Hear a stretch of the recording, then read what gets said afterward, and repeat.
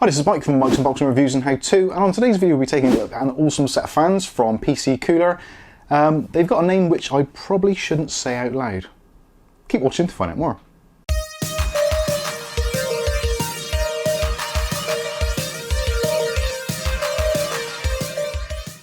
So today we're going to take a look at a set of fans from PCCooler. This is the RGB setup, and these were sent to us by Ugly Bob. Thank you very much, Ugly Bob, for sending us these to take a look at. I've got to be honest with you, when I first saw them I was thinking, oh dear, these don't look particularly good, but actually on closer inspection these offer a ton of flexibility, very good performance in terms of airflow, and also they're extremely quiet. So let's go through, take a look at the packaging, go through the unboxing, then we're going to stick them into my own personal PC and see how they perform. So taking a quick look at the packaging, so as we can see on the front here, so some of the specifications, also obviously PCCooler is the brand.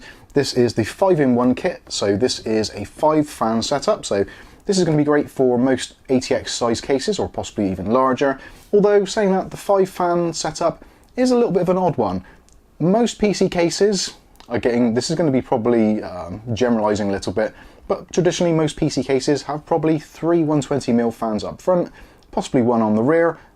That leaves you with a spare. So where do you actually put it? So I suppose in most instances, the probably sensible solution would be to put it above the CPU to pull off some of that heat, or potentially, because these all work on PWM and have a 4-pin PWM connection, you could, if you wanted to, if you have a 120mm tower cooler, you could always swap out the standard stock fan for one of these to give your system an overall cohesive look. That was a big word.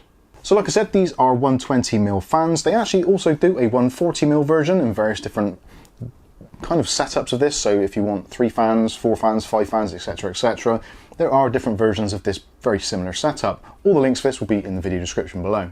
So like I said, this is the 5-fan setup. It also comes with one included RF remote controller and also comes with a RGB hub.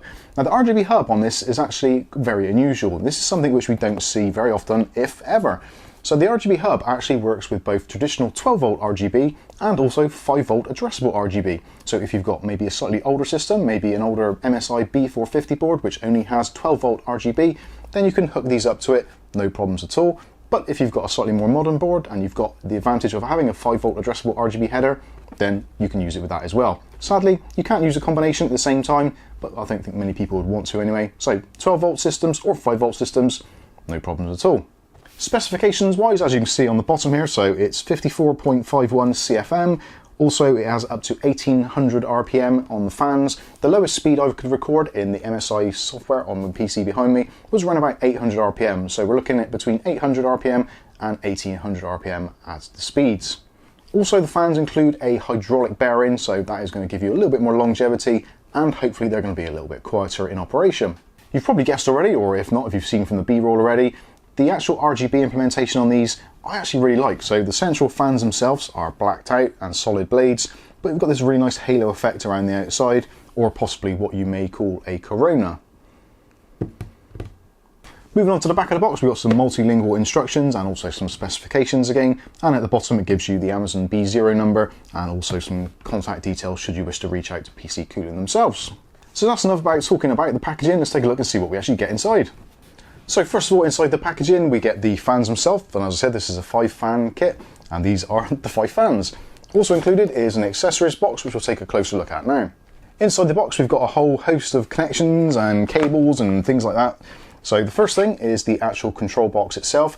Now the control box itself is a slightly odd one. There's tons of different connections on there, but a lot of them tend to be very similar to existing PC type connections, although they work in a different way, which might confuse some people. Fortunately, there's a really excellent guide inside here, and also from our video now, we'll show you where the connections actually all go. So starting off on this side, we've got the 12V RGB, which bizarrely uses a sort of PWM style connector, which is very confusing, but the cable is included, so that kind of takes the guesswork out of it. Next to that, they've got the standard 5V 3-pin addressable RGB header.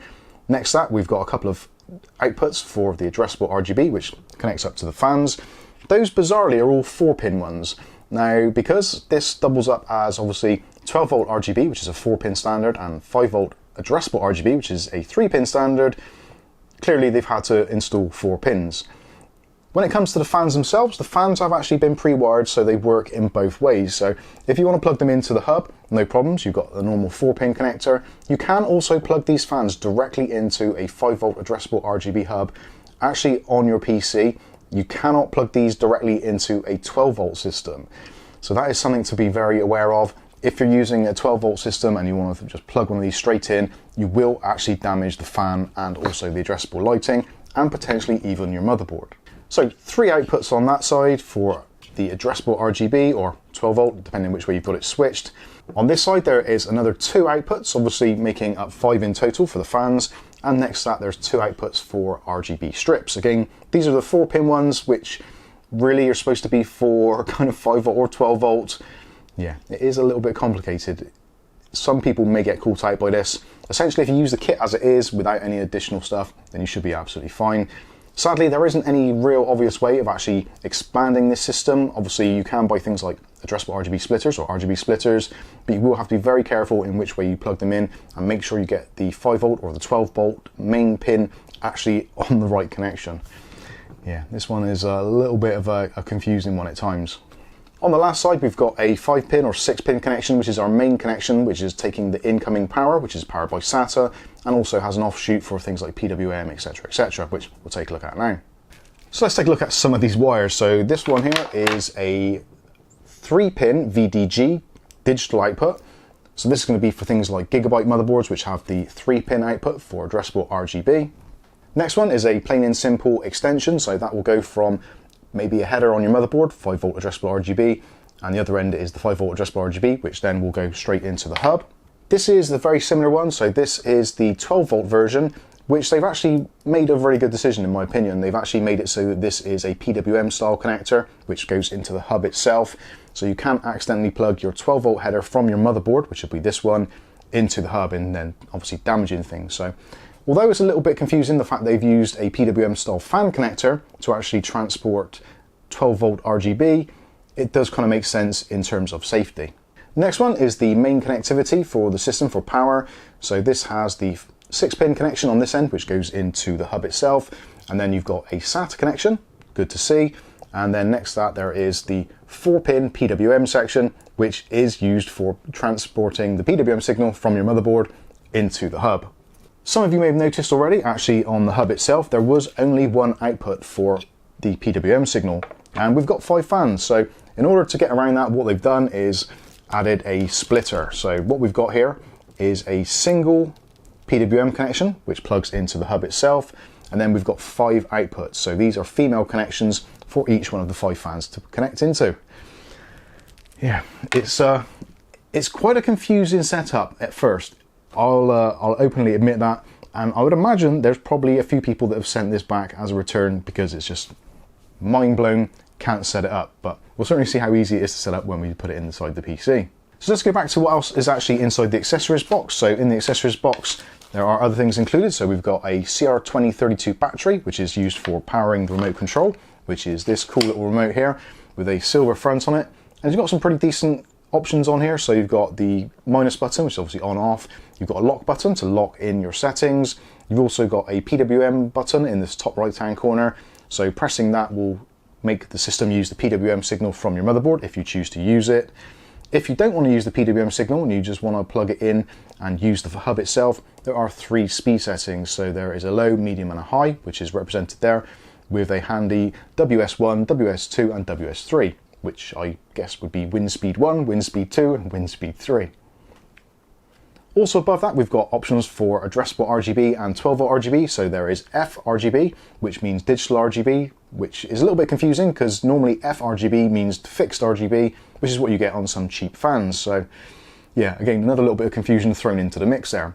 Would have been good to just call that ARGB, but anyway. So 5-volt is the FRGB, 12-volt is RGB, and the last one is color. So that can be used to just go through the colors. If you're not connected to a motherboard, you can just go through and choose some of the built-in color cycles. Underneath that, you've got things like plus and minus, which will change the speed of the RGB. Other things that are included, there is a little contact leaflet there with happy or unhappy. So if you've got any issues, you can just use the QR code to get in touch with them. And also there is some offers there, so if you do actually purchase something from PCCooler, you can potentially get some other bits and pieces either reduced or as freebies if you register. Also included is a sticky pad, so this is actually used for the hub itself. So if you want to actually put this in the back of your PC somewhere and keep it fixed in position, double-sided pad, just stick it on the back there and stick it into your PC. Luckily, there's also an instruction manual which goes around telling you about all the individual cables and stuff. This is a multilingual setup, so we've got English and we've got Chinese on there, but it all folds open and gives you actually a pretty good look at how to connect it all up. And last of all, we get a set of screws for attaching the fans to your case, and you've got 5 of them for your 1, 2, 3, 4, 5 fans. Makes a lot of sense. So we've got all the bits out, we've got the fans out, all we need now is to install them and see what they actually look like.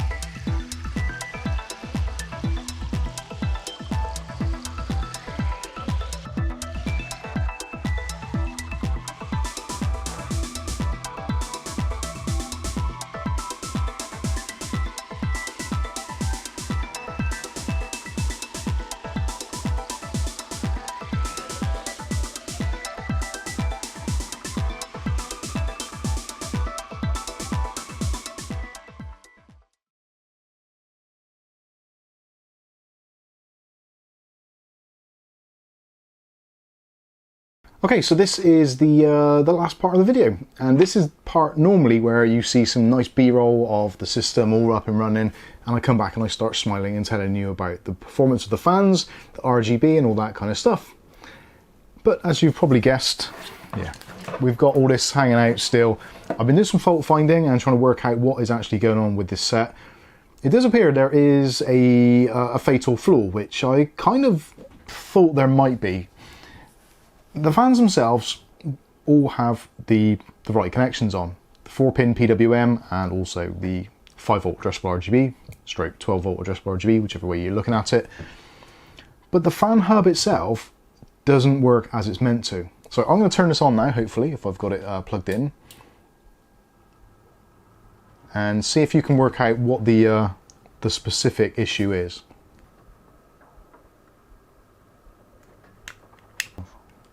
Oh, yeah.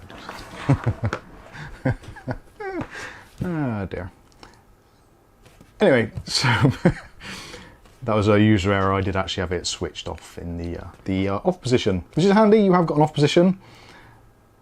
You've also got an on position. So yeah, this is what they actually look like. This is running off the motherboard as it is at the moment. So yeah, we've got the RGB outer glow, etc. We've got one fan in the top, 3 at the front, 1 at the back. And actually, they look really nice. I actually really do like the look of these. They bleed through a lot of light on the inside as well because they're dual-sided, etc, etc. But the PWM doesn't work, or at least it doesn't appear to work. So if we go into PWM mode, there will always be one fan which runs faster than all the others. And I've deducted that it is the fan from this mess of wiring from the actual fan hub. Actually, let me unplug the fan section a moment so we can go through that. So from the fan part that plugs into the control box, there are essentially 2 sets of fly leads. One is a fully wired 4-pin which plugs into another fan, and the others are 3-pin or 3-wire, which then run to the additional 4 fans. So what we get is the 4-pin one is what is sending the signal back to the motherboard and to the controller. So this is the speed I'm running at, is this okay, kind of thing. If you plug in, as I will now, I'll plug this back in.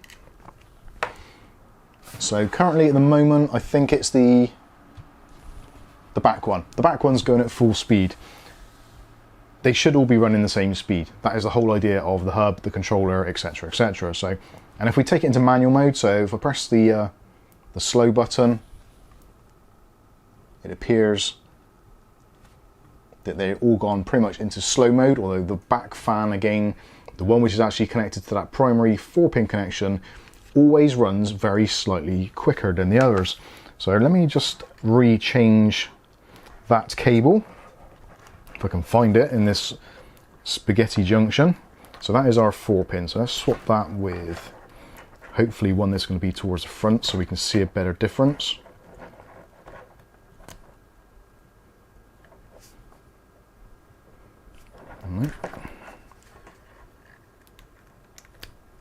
There we go. So we'll put that one back in there. So as you can probably see from the camera, I've got the shutter speed set to 100 frames or whatever it is. Those two there and the rest of them are all running at this speed, although the back one is kind of giving up at the moment. This one, as you can see, this is the one I've plugged into the 4-pin part, and that is running roughly kind of double the speed of the others. So it does seem there is some kind of weird inherent fault. Put this onto full blast, or maybe I didn't plug the other one back in properly. I've got to be honest with you, I'm getting to the point now where I just don't care. So even on full blast now, this one, which is connected to the 4-pin rather than the kind of the spur 3 pins, is running at roughly double the speed of the others. These are all actually running pretty decently. Put it into the medium speed, low speed, and they're actually really good. When they're actually on the normal kind of speeds, they're actually really quiet, exceptionally quiet, and they do look really nice.